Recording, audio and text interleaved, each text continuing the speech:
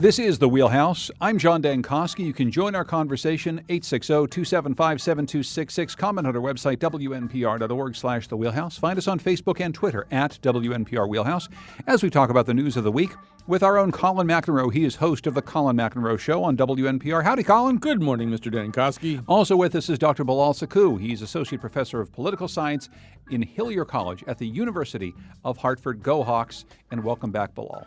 Go Hawks. And Christine Stewart is here, Editor-in-Chief of CTNewsJunkie.com. Hello there, Christine. Good morning. There's a lot to talk about in the news this week. We've had a week to digest some of the election results.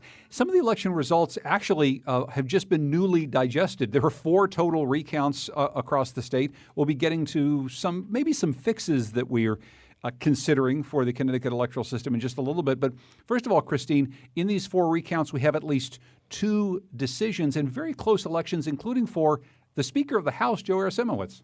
Yeah, so Joe Arasimowicz survived his recount yesterday in Berlin and Southington, and he was up 37 votes on Election Day, and the recount actually put him up 50 votes. So he is on his way to becoming the next Speaker of the House, but he is not running in another 2 years. Should we be surprised that the Speaker of the House was only able to beat his Republican challenger by 50 votes?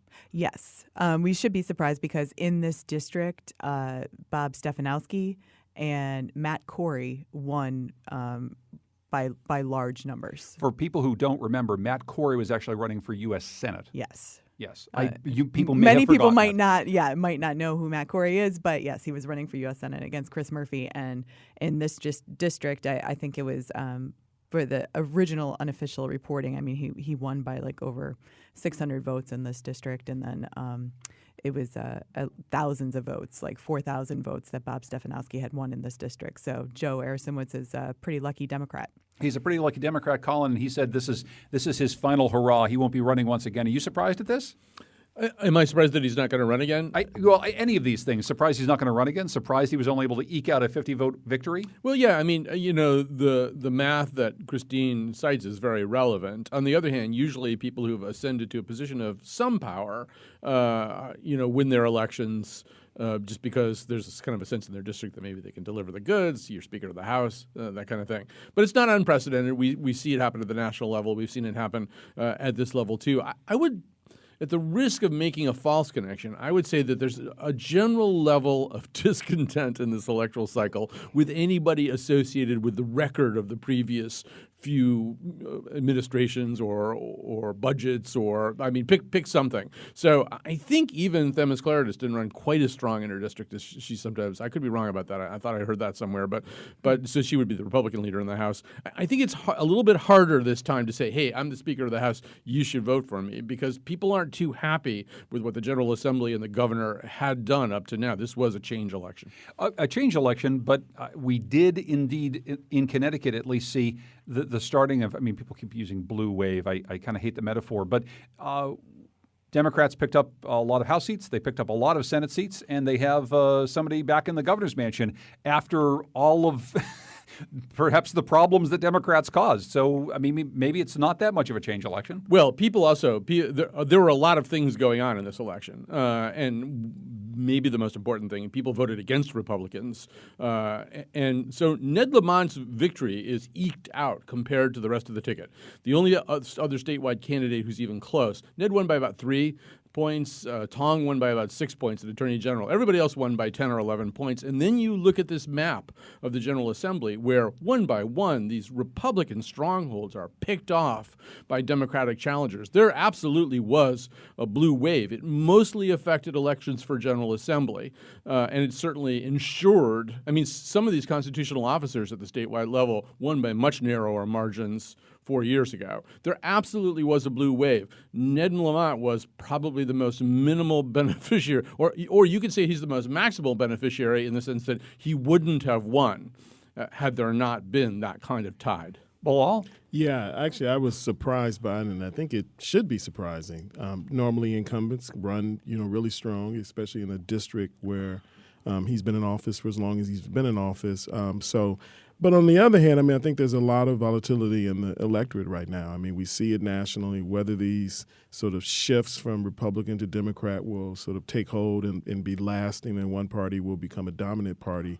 It doesn't seem like that's anywhere near on the horizon. It seems like voters are willing to go in and punish people who have been in office for a very long time. I mean, when a 22-year-old takes out a senator who's been in office for a very long time, I mean, that's volatility. That's an electorate that's willing to take risk and bring people in who are inexperienced because they just simply want change. But again, the question is whether the Democrats will be able to hold on to power in the state and that this will actually last beyond the next election cycle, in which you may see a swing back in the other direction. Yeah, I mean, will Joe Arisowitz and Martin Looney be able to herd cats?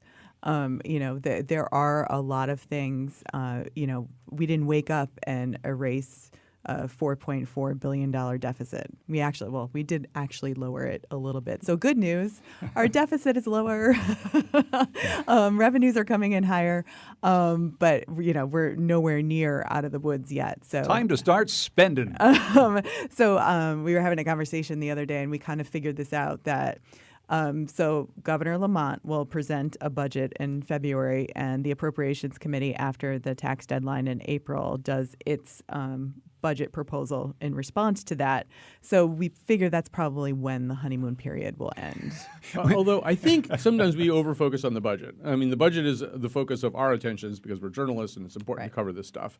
I'm not sure that this election was as focused on the budget as we tend to be. I think there were other major forces. And yes, you can begin to pair the budget up with that much more amorphous level of discontent with Dan Malloy, which obviously was a factor in some of these elections, but not as big a factor as discontent with Trump. There's, I think, absolutely no question that Donald Trump became sort of a symbol that made an awful lot of people flock to the Democratic standard, not necessarily because they loved that candidate, although I'll get to that. I think there were some instances of that as well, but mainly because they're very, very unhappy with the Republican Party. And I think the other issue, I know I sound like a broken record on this, but I also think I'm not wrong about this, is guns. Guns were the most underestimated issue in this election. And what people do not, 6 out of 10 people in exit polls nationally said they favor stronger gun legislation. So many of these candidates who won Senate seats away from Republican office holders ran to a certain degree on enhanced gun policy. And you might say, well, wow, it's Connecticut, and we already did kind of a big gun bill and everything post Sandy Hook. Why would that be an issue? Look, this is a generation of people where moms and dads every day send their kids to school and they're scared in a way that moms and dads traditionally have not been. This is a generation of kids who go to school and have lockdown drills that we never had, the generations preceding them never had. This is a generation of teachers overseeing a set of safety standards that never had to exist before. If you don't think the Republicans got hurt, including in this state and going after those CCDL endorsements, from the gun enthusiasts and the Second Amendment people, if you think those were helpful, you're wrong. If you don't think that they were hurt by their stance on guns, and if you don't think that particularly some of these Democratic women candidates who ran partly on that issue were helped by it, you have misjudged the nature of this election. I think the 12th Senate District is a great example of that. So Adam Greenberg was endorsed by the CCDL, and his opponent, Christine Cohen, obviously opposed to that and won. And they were also outworked. Mm-hmm. So in the 12th Senate District, Tim Herbst said that they would go knock on a door of an unaffiliated voter, and Democrats had been there 3 or 4 times already. Yeah, I think one of the mistakes we make when we think about what voters care about is we assume that voters care about the same thing. All voters do. And I think certainly, this election may suggest, and I think, both Christina Collins', comments make the point very clear that there are issues that are out there that voters care about. I would argue that Republican voters probably care about one set of issues that could be quite different from Democratic voters. And so to the extent that issues like the budget are relevant and important to people, I would argue that with Republicans, the budget and taxes are really important. We see a similar situation at the national level. And for Democratic voters, issues like gun control, protecting state programs such as health care, mental health, and protecting those agencies, even in the face of these very serious budget problems. But the potential for cuts in those areas probably make more Democrats upset about what the future may hold in a way that's quite different from Republican voters. But I do want to ask, though, the question about Republican voters caring about the budget and taxes as you group them, both at the state and at the federal level, I almost see those two things as being, disentangled. Right. Because the fact of the matter is that Republicans at the national level got big tax cuts put through. People are very happy about them. A lot of businesses are very happy about them. Republicans who won ran on the fact that they were able to get through tax cuts. Right. But that is helping to drive up the overall debt of the country. At the state level, the fact is that if you cut the income tax, which is what Bob Stefanski and a lot of people were planning for, the budget itself, the budget of the state, has a gigantic big hole in it. So the budget is one thing. Taxes and tax policy seem to be another thing, and that's maybe causing a little bit of a problem for Republicans. Right. Look, at the national level, we knew that no wall would ever be built, especially by Mexico. And yet a lot of Republican voters voted for a candidate who promised to build a wall and that Mexico would pay for it. At the state level, Republicans, if you talk to Republican voters, in their mind, Connecticut is one of the worst states to live in when it comes to taxes, right? They talk often about moving out of the state, moving to places where there is no tax burden. Now, the reality of that can be quite different about what's going on in the real world, but that issue resonates with voters. And so can voters be contradictory? Can voters have, ideas that really don't go together, don't make sense together? Absolutely. And we know that there was a very large turnout for this election, but we don't know who exactly voted. So I just asked whether we know if more millennials voted in this election than previous elections, and we won't have that information till the end of the year. Before we move off of this topic, I want to quickly say Noreen Cocaruto from Madison, a Republican, is going back to serve a fifth term. She won a recount by some 18 votes, and that's the other one that got decided, but there are still two others out there. So there's a few of these seats we don't exactly know quite yet, Christine. That is true. So they have to be done by the end of today with their recounts. So the town of Stratford is having their recount, second day of their recount today, and I believe we have a few more towns in the 17th Senate District. And both of those may go to court. So those are a little bit different from the first two that we talked about because there's a pretty substantial human error involved in each of them. In the case of the Stratford House election, this takes a second to explain, but there was a polling place where two different House races were voted on. So depending on where you lived, you got one ballot or another ballot. It appears that what happened was that a number of people got the wrong ballots. They wound up with ballots that applied to a House district in which they don't live. And that wasn't detected. It was detected by a voter, by a so-called astute voter who noticed that he or she had the wrong ballot. I'm not even sure at this point if they know how many wrong ballots they handed out. They seem to have derived a number by subtracting one total from another total. But it's probably at least 79, and that race is 18 votes apart the last time I saw it. So you've got a problem that may not be easily correctable, and you've got an incredibly narrow margin there. So however the recount comes out, you might see that one go to court. In the case of the 17th district, this is the district that George Logan, who, by the way, is the only visible elected black Republican politician in Connecticut. He won it in the last cycle in 2016. He has a very narrow race against Cabrera, the Democrat. And here you had a case where Cabrera was initially declared the winner. The Logan people went back because their tallies didn't match what they were getting from the polls. And it did appear that there was a, quote, tabulation error. I think in Ansonia where 257 votes were recorded as Democratic votes when they were Republican votes. So that's another one that, unless that can be resolved to everybody's satisfaction, you could see that one getting kicked into the courts. Yeah, I don't doubt that one's probably going to go to court. I mean, Senator Logan showed up at Stefanowski's party in Rocky Hill on election night thinking that he had won, and then they woke up the next day and Cabrera had won. So one of the things you've said, and this allows us to transition nicely to the last thing we wanted to talk about here, and we spent some time talking about this last week, and we probably will for the weeks to come. When these elections go to court, it weakens, Colin, everyone's feeling that this is a system that works properly, that their vote is going to get counted. Then that is compounded by what happened in New Haven this time, what has happened in Hartford in the past, what's happened in Bridgeport in the past, which is that the cities specifically can't seem to hold elections in which everyone's able to go and vote.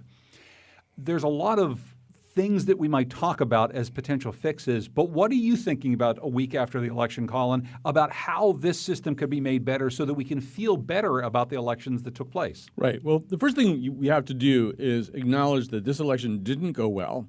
That there were pretty substantial problems. That New Haven ultimately wound up with one side seeking injunctive relief too. When these things go to the court, that's an indication that something has badly failed. It's also we have a lot of trouble just turning around our election results here. Now the problem is any change has to come at the grassroots level. The lawmakers are not going to do this. The elected officials they're not going to make massive changes. So and a lot of this involves holding on to your discontent. What typically happens is these things go wrong in elections. Everybody waits about 3 weeks, and then leadership basically shoots the wounded and declares victory.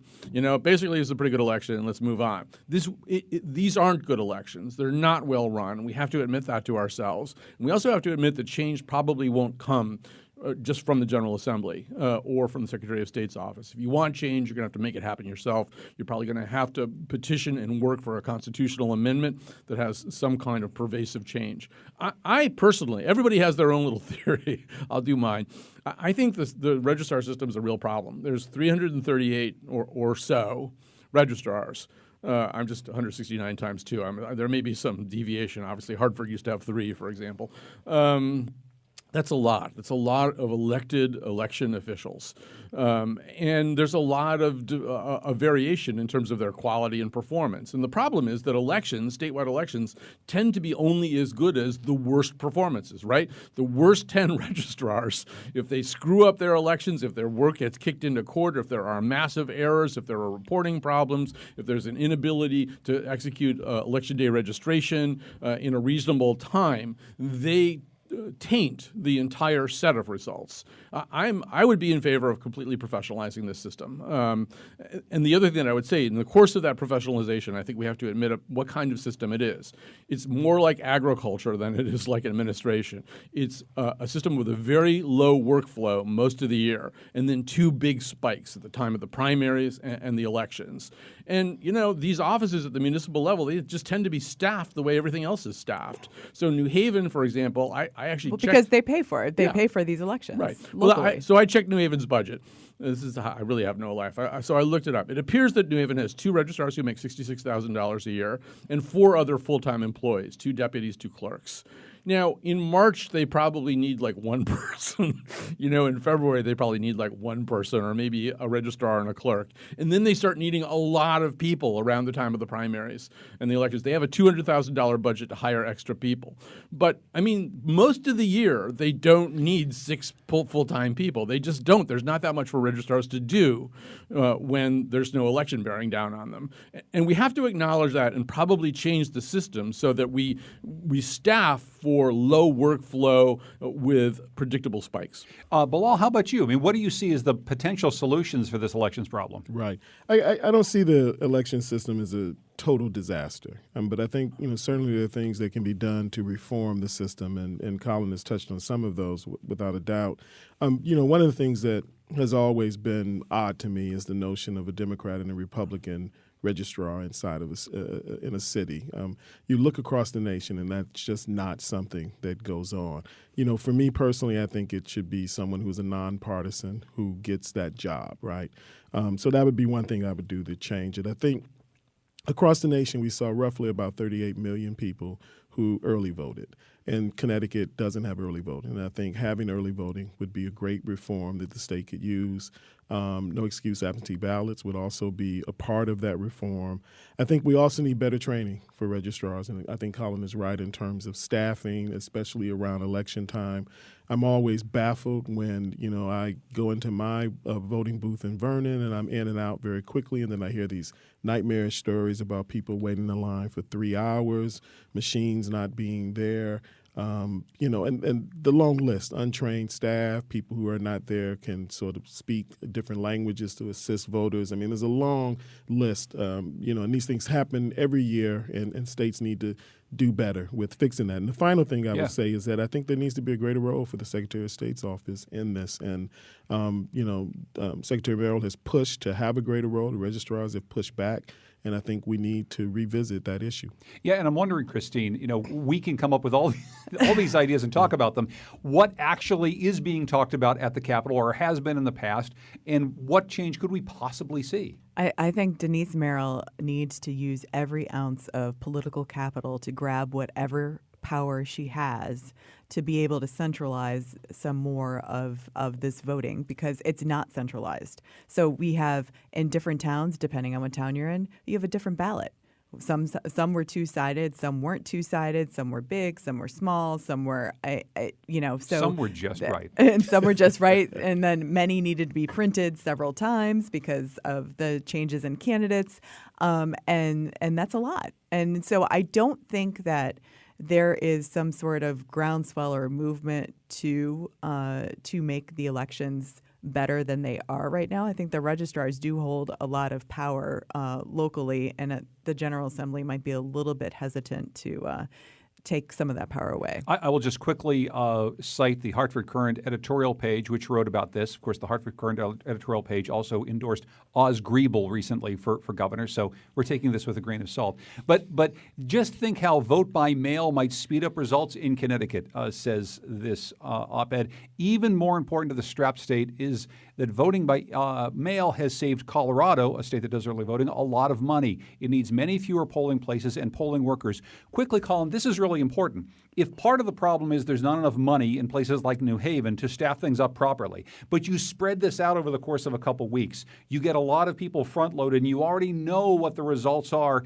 before Election Day happens, you're able to much more honestly account for how many people might show up that day to same-day register, how many people might be able to show up on that day to vote. Thereby, you put the right number of people in place, you've got the right number of ballots printed. It just seems actually like simple math. Right. So, I mean, probably in Connecticut, the form that it would take is what they call no excuse or no fault absentee ballot, which is sort of like voting by mail / early voting light, LITE. It's basically the same idea. Somehow or other, it's a little bit more marketable around here.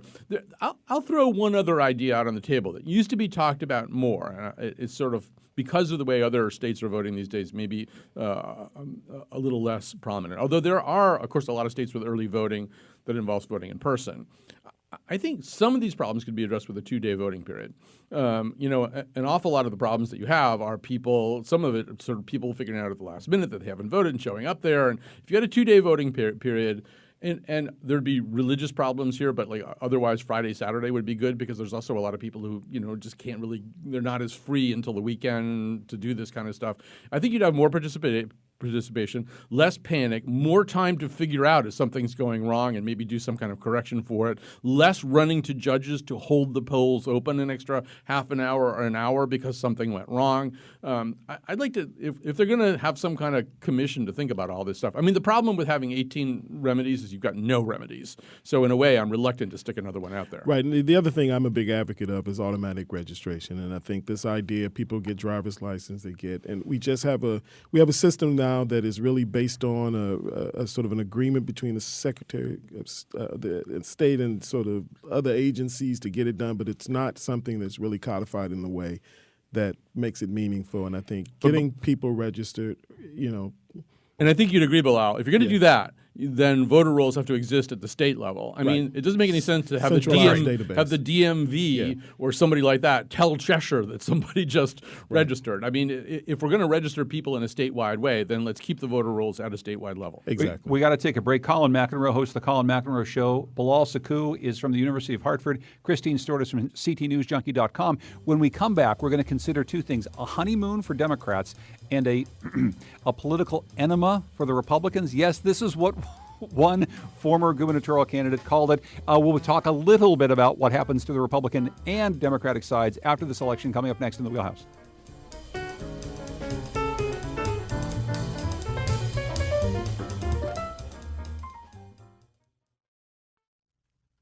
This is The Wheelhouse. I'm John Dankosky. Join our conversation, 860-275-7266.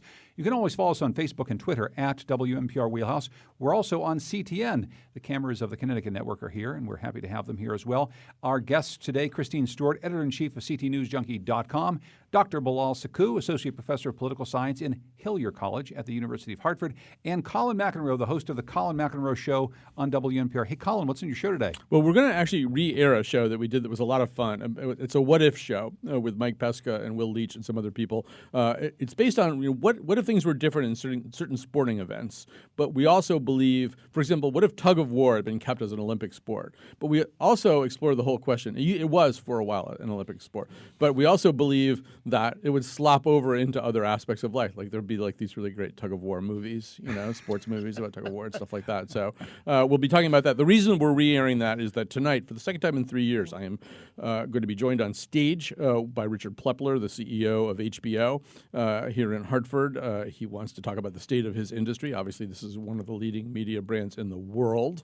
And he's from around here, so he likes to come back once in a while and talk. We're doing this. He went to Watkinson School, but we're doing this at St. Joseph University tonight. Tickets are free. It costs you absolutely nothing. This is Richard's treat.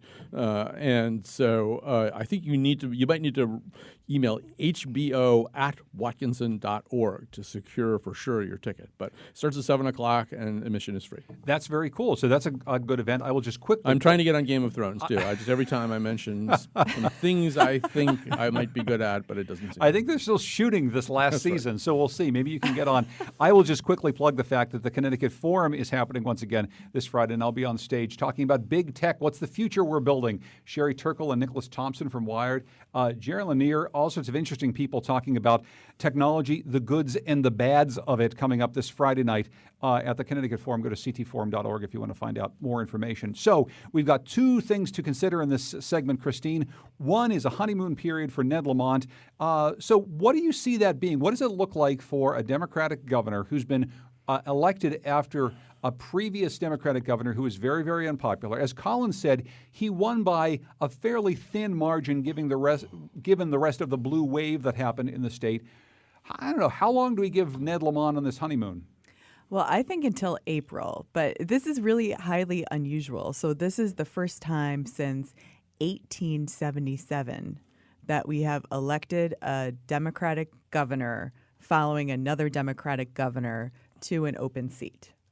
But I think that, Ned Lamont is Ned Lamont and Dan Malloy is Dan Malloy, even though Mr. Stefanowski would have wanted you to believe that they were the same person. They are not the same person. Some sort of a strange Hydra person all fitted together. Yes, yeah, I know. There will not be any Ned Malloy in the governor's office. I think that the governor proposes the budget in February and the legislature disposes it in April. I give them those months of honeymoon, and it will be over with pretty quickly. Bilal? Man, you guys have a dark vision. Yeah. In a few months. Wow, holy cow. I think, some of this really depends on what happens, for example, with the state budget. The deficit, if it continues to magically shrink because of increasing tax revenues. It may stretch it beyond April. I think the type of budget he comes out with certainly will make some of his core supporters happy if he's able to, for example, put more money into some areas and programs that people want to see strengthen, things like mental health, for example, and programs that involve children. That will make people happy. It also will make a lot of other people happy. So naturally, the honeymoon will go away. Eventually you get tired of the toothpaste being left open on the counter. So that happens, right? But I think, what will be key for him is to hold on to his base that put him in office and really try to figure out how he's going to work with this Democratic majority that he has in both the House and the Senate that actually grew stronger. And so in some way he may make the claim that he has a mandate to do certain kinds of things in the state because now the Democrats have been given more power to really deal with the state's problems. And I think some of those things, the first two things that come to mind that they will be able to get done that don't have necessarily a budgetary implication is paid family medical leave and increasing the minimum wage to $15 an hour. Well, I'll go even darker. How We were hoping. How much of a honeymoon period does Ned Lamont have? In the words of Michael Corleone, my answer to you is nothing. He has no honeymoon period. He should assume that his credit balance with the voters is zero right now, and then try to build it as opposed to go into negatives.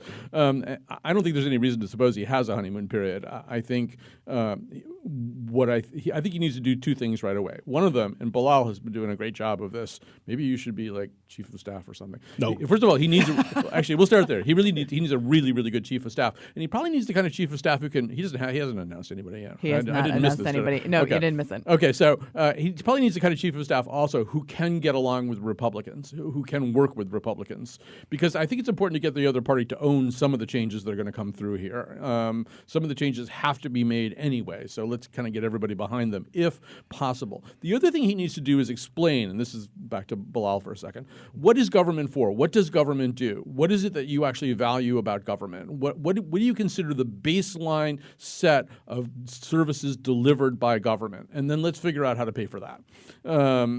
Otherwise, you start kind of in the middle of a conversation. And we are in the middle of a conversation. Obviously, there are sort of things that are entrenched that can't be changed that much. But still, people, in a lot of the ways that you've been saying, are willing to talk about what it costs for government if they understand what government is, what government does, and attach some value to it. It's something that governors have a lot of trouble articulating. But I would start there if I were him. Yeah. And I think you're absolutely right. I think, even when we think about state workers, there's this great disconnect between what state workers do. There's a very negative perception about them, about the kind of contracts they get, the health care they get, and, whether they actually work when they're on the job compared to the way people in the private sector work. So state workers have lost control of the narrative, right? They can't tell their story about the work that they do to provide the services that people need in the state. And so I think a governor needs to talk about what are Connecticut's needs and what do we, how do we as a state deal with those needs. And so we've got this deficit, but we've also got needs in the state, infrastructure, providing sort of vital services to people and telling that story in a way and taking back control of that story to say that the government is not all bad and it doesn't do only bad things to people and take your money and get nothing done. In fact, government does a lot of good things, and that story has been lost. I think he also understands that whatever he does, whatever big thing he does, he has to do it in his first year. And we all thought with Governor Malloy back in 2011 that he had done all the hard things that he needed to do in his first year. And I think if the economy had acted like it did in the past, that might have been true. So he asked for sacrifice from the state employees. He increased taxes his first year. He cut spending. He's reduced the number of state agencies from like 81 to 57. So he did all those hard things in the first year, and yet it still did not go well for him. It's not going well. The economy is just beginning to turn around here in Connecticut. Could I just get your thoughts on something Colin said, though? The idea that, Governor Lamont might need to have someone who can work very well with Republicans. One of the problems of having Republicans own some of these big changes that are coming is that there's just a lot fewer of them than there were not too terribly long ago. I would argue that they do already own these because basically we've got the spending cap, the volatility cap, we've got the bonding cap. So all of the constraints that already exist around this budget process and this budget have already been put there by a bipartisan group of lawmakers, and they're not going away, and that is going to define what the next budget looks like. I still think, and yes, their numbers are way down, particularly in the Senate, but they're not that far down in the House. They're still a significant force in the House. I still think if there are going to be changes made by the Lamont administration by way of addressing these problems, it's important to get some kind of Republican public buy-in to this. And I think that might involve giving them something that they want. One thing that I've suggested in the past, and I will suggest it again, not that they've asked for it, and not that we need, I know this is like, okay, here comes another study, but I've always thought that Connecticut, particularly in order to satisfy voters who have a certain level of disgruntlement about this, Connecticut needs a comprehensive study of state compensation. What do state workers make in their jobs? What does a state cop in Connecticut make relative to neighboring states? What's the health insurance like compared to neighboring states? What's the pension system like compared to neighboring states? And not only just neighboring states, but maybe nationwide, maybe also where possible comparable roles in private industry. I mean, let's just look. People complain about this all the time without having any systemic understanding of whether it's a good system or a bad system. So I actually think one of the first things I would do if I were governor is get that blue ribbon panel together, put it together in a way that Republicans will kind of like. They think that too much money goes there. Well, let's find out if that's true or not. My guess is that some people are really overpaid and some people are really underpaid, and some things don't make any sense at all, and some things really represent a fairly frugal approach to human resources. So let's kind of sort all that out. Well, I don't even think you need that. At this point, all you need is a lawmaker to ask the Office of Legislative Research, go find me this information. I think you got got to get public buy-in on that. Waving an OLR report around is not going to satisfy all these voters and these, particularly kind of conservative voters who think that the big drain on their tax dollars is that state workers have way better deals than they have. And if you do that in combination with what you're talking about, Bilal, which is a real forensic accounting of the things that government does in Connecticut that we need, and then maybe some of the things in Connecticut where the government doesn't need to be as involved, maybe some things where we need to spend a little bit more money. All of a sudden you come together with a little bit of a plan that isn't just about cutting or about spending. It's about figuring out how much we should be spending and on what. Right. And I think the other thing, and Christine hit on this, is that voters, when they come out, and certainly we talk a lot about how polarized the country is and how far apart Democrats and Republicans are moving. But I think the other thing that voters are sending a clear message on is that they want to see things get done, and they want people to overcome those differences and be able to work together. Now, of course, these two sort of ideas come into conflict with one another because we certainly want those things we care about. We want them to be fought for by our elected officials. But on the other hand, we want them to try to figure out a way when they're down at that state capitol to figure out how to work together to deal with Connecticut's challenges. And I think, there's an opportunity for Lamont, there's an opportunity for Republicans and Democrats in the legislature to really figure out how to work together. If they come out with the usual sort of bickering and the refusal to try to work together, especially on the big challenges we face as a state, then we're going to have a problem here. I want to turn to a charming headline that was in your newspaper online, Christine, ctnewsjunkie.com. It says, Herbst, Connecticut Republicans need a political enema. Maybe I shouldn't have said colon there. I was about to say, I was thinking that. What does that mean? He thinks that they're Again, this is Tim Herbst, former gubernatorial candidate. Yes. Former first selectman of Trumbull. I think that he is a little bit upset about the results of what happened with the primary. Remember, there was that 5-way Republican primary, and the Republican Party chairman decided not to put his thumb on the scale and sway it for one person or the other person. And all of a sudden, here comes Bob Stefanowski, who didn't vote for 16 years, winning it with 42,000 votes. It didn't go through the party process at all. So I think that the party has some things that needs to work on. I think that they got beat on the ground. And I think that was something that, Tim Herbst pointed out, that they definitely got beat on the ground. They went to the unaffiliated voters' house, and they had already been visited, 3 or 4 times by Democrats at that point. So Republicans really need to get a ground game together in the state. And they also need to understand, New Britain Mayor Aaron Stewart pointed this out, that you're not going to win just with Republican support in this state. You have to reach out, and there didn't seem to be any sort of general election strategy pivot from Bob Stefanowski. I do want to say that this question of having a better ground game, like a ground game is about showing up as many times, at least as Democrats at people's doors, but you have to know what to say when you show up at that door. And I think out of that slate of Republicans who were on the stage vying for the gig that Bob Stefanowski got, you had people who would have said very different things at that door about what the Republican Party can offer. It wasn't by any stretch a unifying message. That definitely. I mean, the Republican Party in Connecticut is definitely divided, and they need to think about which direction they want to go and try to have some more party unity in some of these things. So it wasn't only Trump that was a factor. Right. Some of this, obviously, ground game issues runs in cycles. I mean, I've heard it, other years Republicans, particularly nationally, have had a great ground game, and the Democrats didn't have as good a ground game. I think certainly in the state of Connecticut, the role that labor plays, for example, and other groups getting out there, door knocking, and really working their membership can help Democrats in a way and give them a kind of an advantage when it comes to the ground game, because that's what labor movements do, and they have organizers who know how to do that work. I'm sort of wondering about the way in which Stefanowski won the endorsement and whether people within the party really brought on to his candidacy and were willing to work for his candidacy may have played a part in the lack of a ground game for Well, I mean, Republicans. the Republicans didn't have any sort of unity rally until October 13th. Right. I think that's a little too late for a unity rally. Well, yeah, and he never ran with his running mate. Among other things. So, He had a running mate too? Yeah, there's an indication there's not unity. So, yeah, just back to that. You win your primary by 42,000 votes. You need more than 650,000 votes to win the general election. Right away, you're probably using the wrong way of picking the person just by those numbers. But I would agree with what you said, John. A ground game becomes inadequate if you don't have something important to say, or if you don't have some kind of ideological or performance-based advantage, which I think was the case this time around.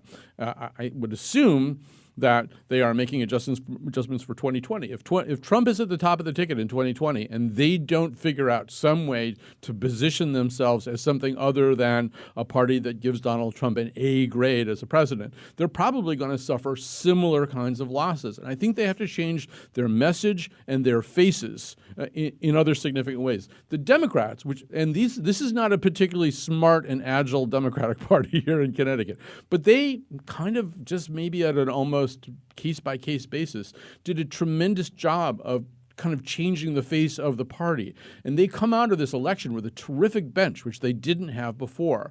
Some of these people who won Senate seats this time are going to run statewide in 8 years. Alex Bergstein, who won the Scott France seat in Greenwich, not that we need another candidate from Greenwich, but I can almost guarantee you, at least I wouldn't be very surprised. I won't guarantee it. I wouldn't be surprised if she ran statewide 8 years from now.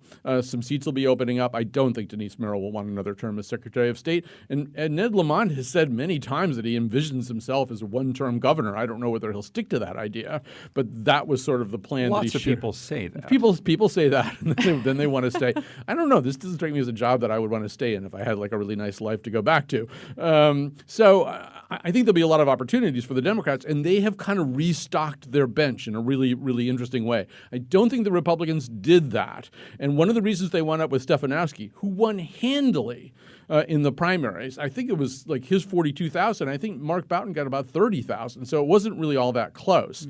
It wasn't a great field either. It was a bunch of Greenwich millionaires, people without a lot of experience in government. And then there were sort of Boughton and Herbst, who are, Boughton's an okay candidate. Herbst is like a Chucky doll or something who wants an enema, apparently. So they need a different set of faces too. So they need to develop better candidates, and they need to develop more diverse candidates, more women candidates. They had 5 guys in their gubernatorial field this time. The Democrats didn't do that much better. Right. But, develop some new people too. Yeah, I mean, demographics are not working in favor of the Republican Party. Just even nationally, are not working in favor in the of state or Democratic. nationally. Yeah, and I think the other piece of that, though, it'll be interesting to see what that bench and how that bench sort of develops. I mean, one of the complaints I've had about this state is that the bench that the Democratic Party has had in the 20-odd years that I've lived in the state has not been a particularly diverse bench in the sense of being one in which you can see people move through the leadership to a point where they are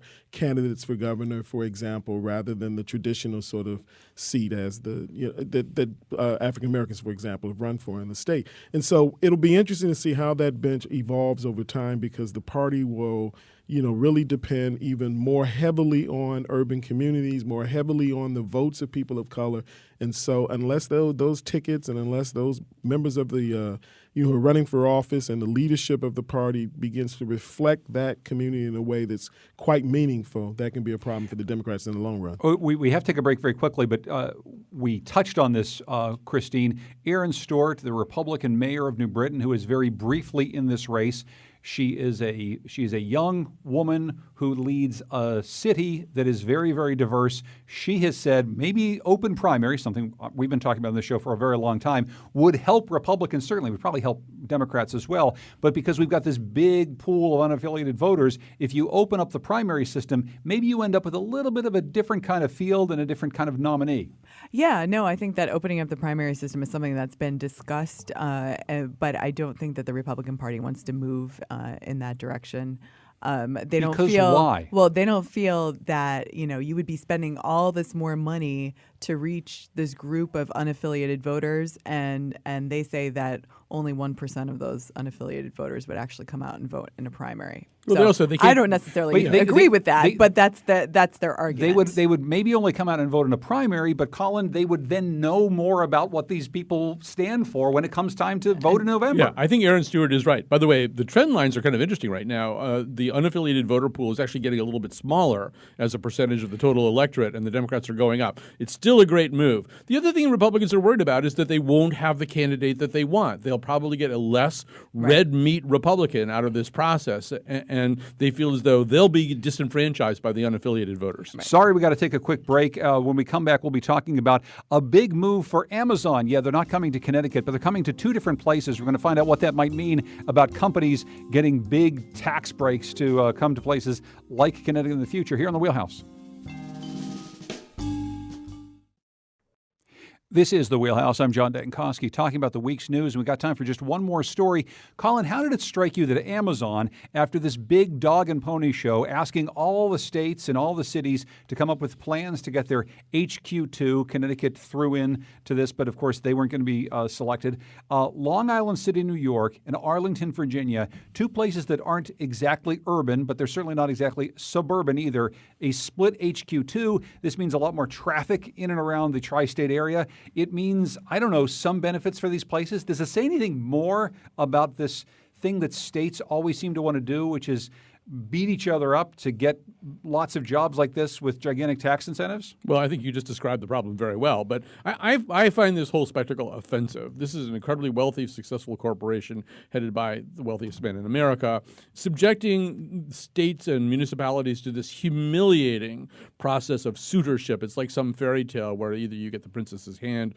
or they cut your hand off or something. And you know, I mean, Gary, Indiana never had a chance. So why have Gary, Indiana, and lots of other fairly poor cities devote a lot of time and resources to making presentations where they never had a chance going in? Why didn't Bezos and his people just admit that it was a much narrower set of choices, a much narrower set of pools? Quickly, I just want to say, I think good for Ocasio-Cortez, who, even though this is actually not technically in her district, has denounced this whole thing and said, look, we've got an affordable housing problem in this state, in this area. We have a homelessness problem. This influx will exacerbate both of those problems. Housing prices are going to get jacked up. Amazon in Seattle has shown no inclination to help in addressing that problem. Homelessness is probably going to get jacked up. So let's be really careful about calling this a win. This is a big win for a company that got a lot of tax breaks.